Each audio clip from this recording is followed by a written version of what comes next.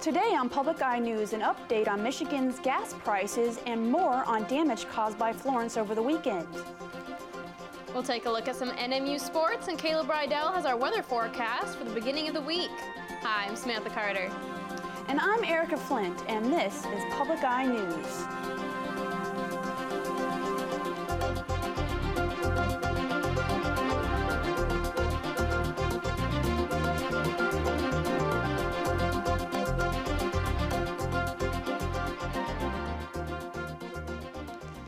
The tragedy of the Copper County Father's Day flood may leave victims and helpers in need of mental health support. According to the Substance Abuse and Mental Health Administration, it is common for people to show signs of stress after exposure to a disaster, which makes it important to monitor their physical and emotional health. Copper County Mental Health Program Director Leslie Griffith organized a community forum in Houghton on Monday, September 17th at the Houghton High School auditorium at 5:50 p.m. Concerned citizens and individuals that were affected directly or indirectly are encouraged to attend. There was a break-in at the Ramada Inn on the 8th of September, and on the September 9th, Marquette police obtained a warrant and found the stolen iPads and other items at 1303 Lincoln Avenue and the stolen firearm in the 200 block of Sugarloaf Avenue. The following individuals have been charged: 49-year-old Bernard Charles Duquette, 47-year-old Gail Lynn Duquette, and 24-year-old Jordan Joseph Beaudry of Marquette. Anyone with further information involving this case has been asked to contact the Marquette Police Department at 906-228-0400. For the third time since its unveiling, the Phil Nemastow statue in downtown Marquette's Pocket Park is without its hat. In the first two incidents, the hat was broken off in an act of vandalism. However, the Marquette Downtown Development Authority believes that this time, the hat fell off on its own due to normal wear and tear on the statue and the silicone adhesive that attaches the hat to the statue. Marquette City Police are still investigating the matter, and no date has been set for when the statue will be repaired. For the second year in a row, the Eric R. Beverly Foundation organization in Munising is hosting Stake the Lake, a cancer awareness event that honors survivors of cancer and those that have lost loved ones. Participants will have the opportunity to purchase a garden stake or memorial stake to decorate in memory of a loved one. Participants are then welcome to place the stakes along Munising Bay, starting at Bayshore Park. The walk begins at 10 a.m. on Saturday, September 29th, and the proceeds benefit the Alger County Champ Fund. Workshops are being offered by Treasury Department representatives throughout the Upper Peninsula to help families learn about different ways they can receive financial aid in college. Ann Wolfert, the acting deputy state treasurer, says, quote, "Identifying ways to pay for college can be overwhelming," end quote. Workshops will be held this week in Houghton, Ironwood, and Sault Ste. Marie this week. For more information, go to www.michigan.gov/Michigan Student Aid. Gas prices are up to 1 cent to $2.94 per gallon, according to the American Automobile Association for Michigan. The Michigan Automobile Club is based out of Dearborn, Michigan. Daily fuel prices are surveyed by AAA Michigan at 2,800 gas stations across the state. And after this break, we'll be back with your national and international news. Stay. In the Hasidic enclave of Borough Park, Brooklyn, EMT jobs have traditionally been held by men. Most Hasidic women want a woman to help them. And I think that we need to have another option.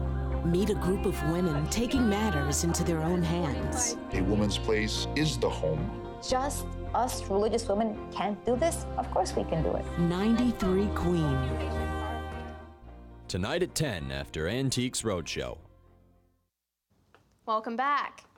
A national school-based survey has concluded that over 2.1 million middle and high school students have used e-cigarettes to smoke marijuana.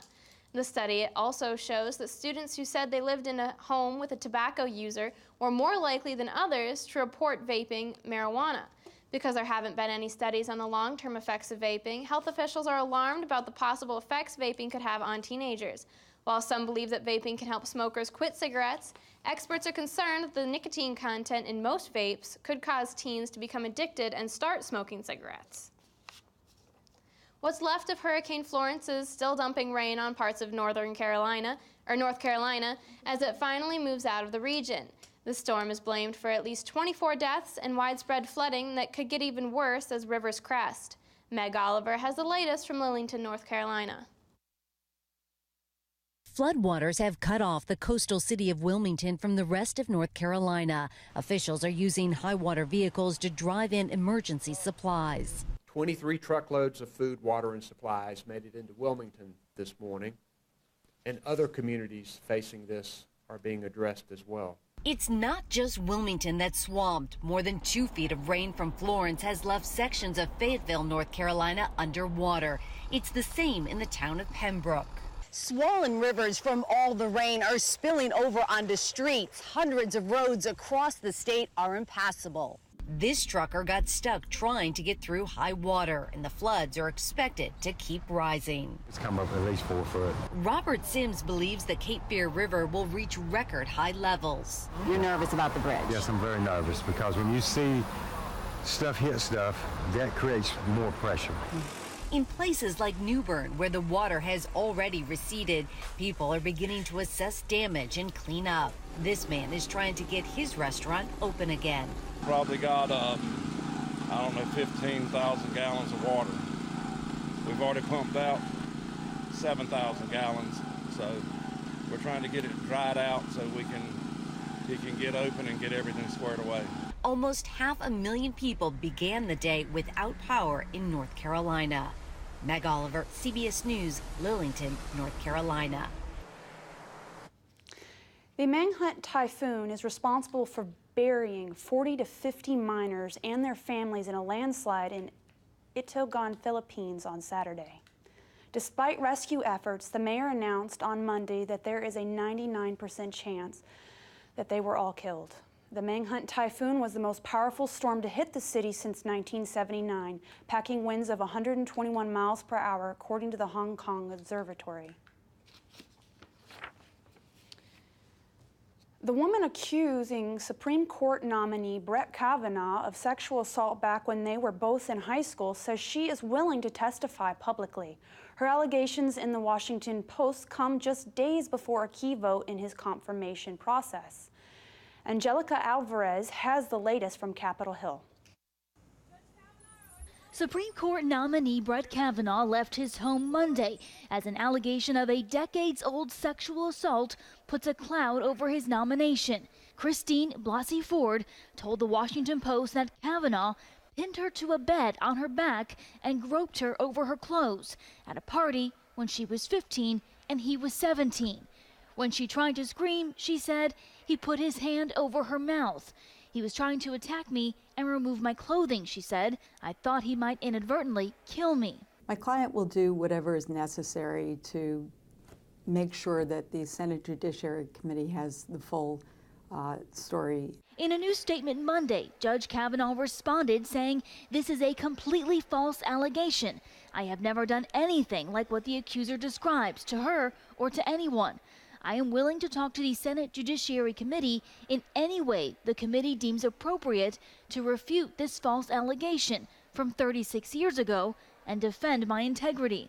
She should not be ignored or insulted. She should be heard. Ford is a psychologist and college professor who initially sought to remain anonymous. She decided to go public after word leaked last week about the letter she wrote to a couple of members of Congress. She believes it bears on his character, but she has not taken a position that he should not be confirmed. A key vote on Kavanaugh's nomination is scheduled for Thursday. Democrats want to delay it while the allegation is being investigated. At least one Republican on the committee, Arizona's Jeff Flake, says he wants to know more before he votes. Angelica Alvarez, CBS News, Capitol Hill. And after the break, we'll have your weather and sports. Stay tuned. Next time on The Great American Read. To me, Catcher in the Rye is the great young adult novel. I think everybody feels like an outsider. this story is everyone's story. The Catcher in the Rye, The Outsiders, and To Kill a Mockingbird are just a few of the books we'll explore when we consider the question, who am I, on The Great American Read. Tuesday night at 8 and Wednesday afternoon at 1. And welcome back. I'm Caleb Rednall, going to be taking you through your weather for today. As you can see behind me on the NMU campus, it's very bright and sunny out there, and we got a couple kids going to class, and it is looking beautiful out there. It may not stay that way. We're looking at partly cloudy right now with a temperature of 71 degrees and winds out of the north at 15 miles per hour. Barometric pressure is 29.86 inches and steady out there. Taking a look tonight, we're going to see some clouds out there. It's not going to be a great night for stargazing out there with a low of 49 degrees and winds out of the north at 16 miles per hour. And tomorrow we're looking at some rain finally. We were hoping it was going to subside for a little bit longer, but it's finally here. We're going to get some rain out there with a high of 57 degrees and winds out of the north-northeast at 11 miles per hour. Taking a look across the UP, we're going to see a lot of sun, but also a lot of clouds out there. We're going to start up in Sault Ste. Marie with 84 degrees, over in Manistee, 74. Then over in Escanaba, 83, and down in Menominee, 86. On the western half of the UP, we're going to see Iron Mountain with 84 degrees, Ironwood with 66, also a 66 in Houghton, and back here in Marquette, we're looking at 71 degrees and partly cloudy. Let's take a look at your week ahead. On Wednesday, we're looking at a high of 62 degrees with a low of 53 and some partly cloudy out there. Thursday, we're looking at a couple more thunderstorms coming at you with a high of 64, a low of 54. And Friday, we're looking at a high of 58 with a low of 46, so it is going to cool down a bit. Well, Erica, you know, thunderstorms coming around, and I hear there was not too great a weather, and I hear the same thing happened at the football game last Saturday. What do you have for me for that? Well, that's right, Caleb. The Northern Michigan Wildcats are not feeling good after Saturday's football game against Grand Valley. The Wildcats felt the heat early in the game, turnover after turnover, and left the half with GVSU leading 27-7. The rest of the game looked no different as the GVSU fans stopped standing up for touchdowns and resorted to clapping in their seats. The Wildcats finished the game with a field goal, leaving the stadium with 10-47. While NMU's record against GVSU is not great, with the last win for NMU being in 2012, that was also the last time they played GVSU in the Superior Dome. The NMU volleyball team played the long game Saturday, but came out victorious, playing 5 sets and finally winning 3-2 against Northwood. This win is coming off the loss against Michigan Tech last Tuesday and a 3-0 loss against Ferris State. This hard-fought victory will hopefully lead to another win streak comparative to the 9-win streak they held at the beginning of the season. The volleyball team plays Grand Valley State on Friday and Davenport on Saturday at the Vandermint Arena before hitting the road for away games next week.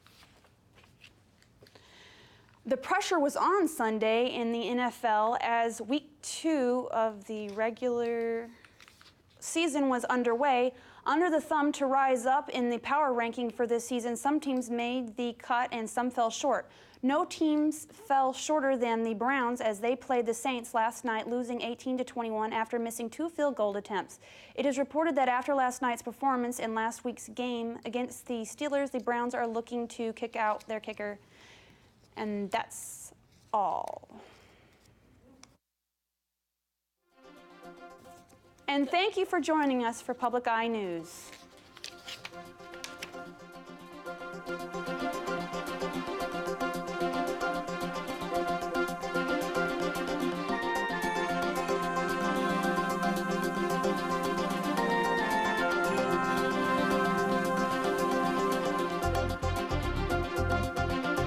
The preceding program was produced in studios located in the Edgar L. Hardin Learning Resources Center by WNMU-TV, Northern Michigan University Public Television.